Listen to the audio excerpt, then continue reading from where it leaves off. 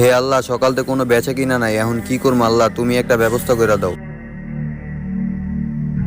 এই যে ভাই, জি বলেন। ভাই আমি রোজা রাখছি ভাই, আমার একটা তরমুজ দিবেন, ইফতারি করবো। তরমুজ? আচ্ছা ঠিক আছে ভাই, দাঁড়ান। এই যে ভাই। শুক্রিয়া ভাই। ইফতারের টাইম হয়ে গেছে, দেখি কোনো জায়গায় তরমুজ পাই কিনা।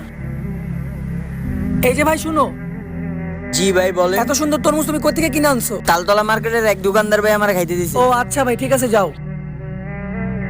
আচ্ছা, এই তরমুজের দোকান কার? ভাই আমারই, কি লাগবে বলেন। আচ্ছা ভাই, তরমুজের দাম কত?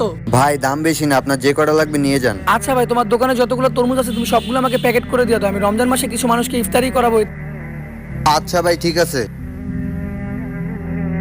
আচ্ছা, এই ধরো তোমার অ্যাডভান্স টাকা, বাকিটা তুমি আইসা নিয়ে যাবা। আচ্ছা ঠিক আছে ভাই। রিজিকের মালিক আল্লাহ। ভিডিওটি ভালো লাগলে অবশ্যই চ্যানেলটিকে সাবস্ক্রাইব করবেন।